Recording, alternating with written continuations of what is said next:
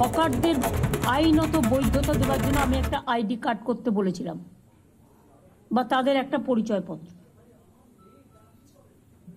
KMC এলাকায় নাম রেজিস্ট্রেশনের জন্য 61,000-এর বেশি হকার আবেদন করেছিলেন। এর মধ্যে 59,000-এর বেশি আবেদন ঠিকঠাক পাওয়া গেছে। মাত্র 2,000 লেফট আউট হয়েছে, তার কারণ এক একজনের 4টে করে ডালা। সেটা আমরা করতে পারি না। 4টে করে ডালা মানে আর একটা লোককে খাবার সুযোগ দিন। হকার নেতাদের টাকা দিলেই চাঁদা তুলবে আর ইচ্ছা মতো ডালা বসিয়ে দেবে। হকার নেতারাও কিন্তু এই আইনের মধ্যে পড়বেন, এটা মাথায় রাখবেন। আর দয়া করে হকার নেতারা চাঁদা তুলবেন না। গরিব লোকেদের কাছ থেকে পুলিশ আর হকারদের চাঁদা তোলা নেতাদেরও সবাইকে বলছি বন্ধ করতে হবে।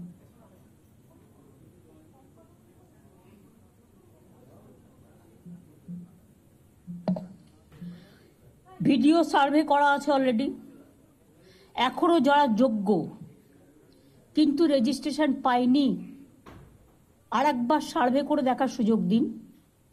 তাতে যদি সে একটা ডালায় রাজি হয়, একটা পরিবারে 2টো ভাই থাকতে পারে, সে আমি লক্ষ্মীর ভাণ্ডারে বউদের দিই, সেই জায়গায় একটা ভাইয়ের জায়গায় 2টো ভাই থাকতে পারে যদি অন্য নামে, বহিরাগত নয়, এখানে থাকছে, তার পরিবার আছে, তার অন্য কোনো আর্নিং নেই, তারটা আমি নিশ্চয়ই রিকনসিডার করতে পারি। তাদের জন্য আলাদা জোন করতে হবে। একই জায়গায় গায়ে গায়ে ঠেসে ঠেসে, গড়িয়াহাট তো হাঁটারই জায়গা নেই। আমি গড়িয়াহাটের এপারের অংশের কথা বলছি না।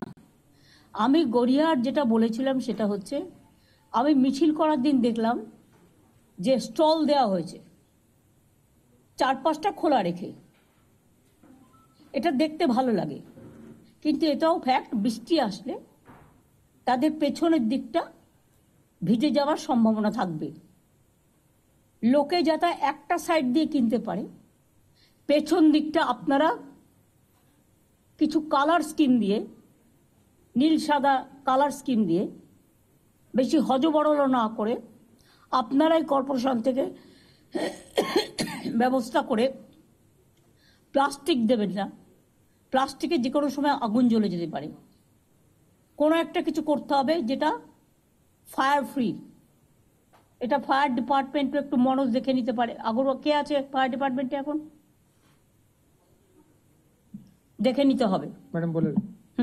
তাহলে কি হবে, ওদের আর কালো পতাকা, কালো ফ্ল্যাগ, ওই মানে কালো প্লাস্টিকগুলো লাগানোর প্রয়োজন নেই। হকার বাজারটাও মনে রাখবেন দেখতে সুন্দর করতে হবে। এগুলো আপনাদের দেখে শিক্ষা নেওয়া উচিত। নিউ মার্কেট এরিয়া কনজেস্টেড হয়ে গেছে, গার্ড হোটেলের অপোজিট কনজেস্টেড হয়ে গেছে, কর্পোরেশনের গায়ে পর্যন্ত হকার বসে গেছে। লোকাল কাউন্সিলররা চোখে দেখেও দেখে না। আমি তো বলছি না তাদের সরিয়ে দেওয়া হোক, আমি বলছি একটা নির্দিষ্ট জোন করা হোক, একটা দিক পুরো ফাঁকা থাকবে, এবং তাদের দরকার হলে একই টাইপের স্টল করে দেওয়া হোক, যেটা স্কাই হোয়াইট, আমাদের যেটা স্কাই কালার, আমাদের স্টেটের কালার, সেই কালারে একটা মেটেরিয়ালস খোঁজ নিন, যে মেটেরিয়ালসটা ফায়ার ফ্রি এবং জল ঢুকবে না, যাতে ওদেরও জিনিসপত্র নষ্ট হতে না পারে, সেটা দেখে নিন। আর হকার কমিটির যারা আছে তাদের আমি বলবো, আপনাদের মেটেরিয়ালস অনেক লাগে, হয়তো বিক্রি হয়ে গেল, বিক্রি হয়ে যাওয়ার পরে আপনার আরও মেটেরিয়ালস চাই। এক একটা জোনে আমার মনে হয় ববি, আমরা যেমন দেখবে বিভিন্ন মন্দিরে গেলে জুতো রাখার জন্য, আমি জাস্ট একটা উদাহরণ দিচ্ছি, নাম্বার 1, নাম্বার 2, নাম্বার 3, নাম্বার 4 এরকম করে একটা সিরিয়াল করা থাকে। তেমনি স্টলগুলোর যদি এক একটা করে নাম্বার দেওয়া হয়, তাহলে তার যে মেটেরিয়ালটা সে সেখানে রাখুক, তার যখন প্রয়োজন সেখান থেকে নিয়ে আসুক।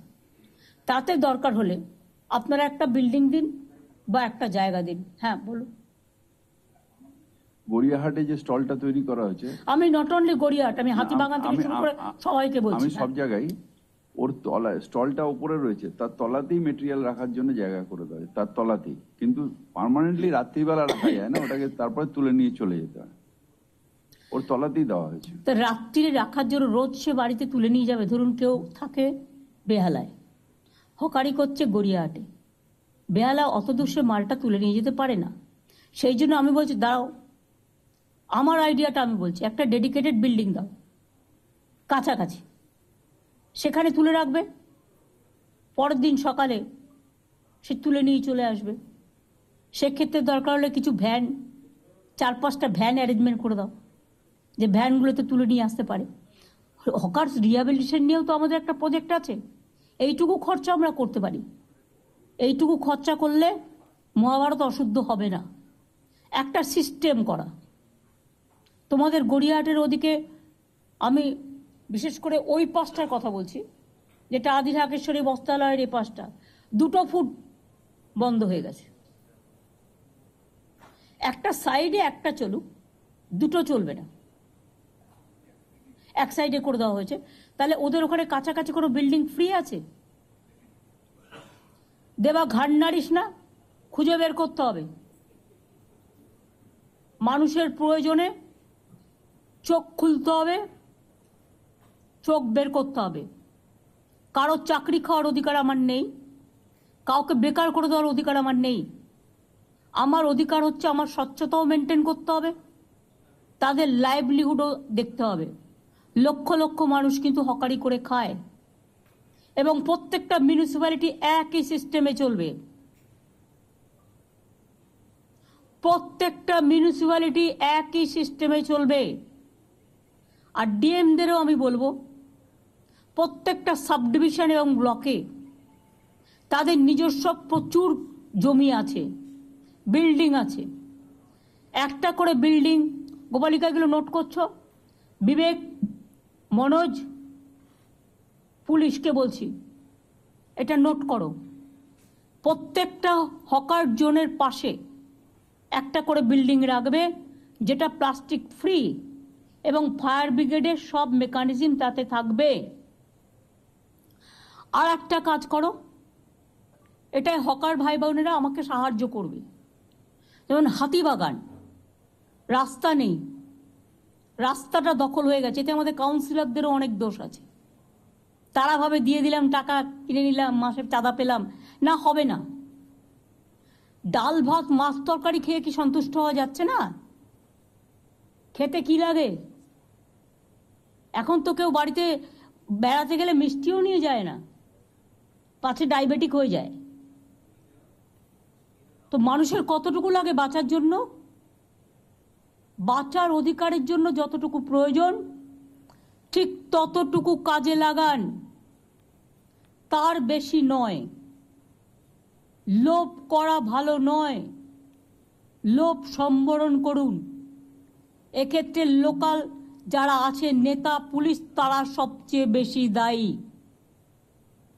প্রথমে বসাচ্ছেন, তারপরে গিয়ে বুলডোজার দিয়ে উচ্ছেদ করতে যাবেন। আমি এই পলিসিটাকে মানি না। আমি যে পলিসিটা মানি, প্রথম থেকেই রেস্ট্রিকশন করতে হবে। যে কাউন্সিলরের এলাকায় এটা চলবে, সেই কাউন্সিলর অ্যারেস্ট হবে।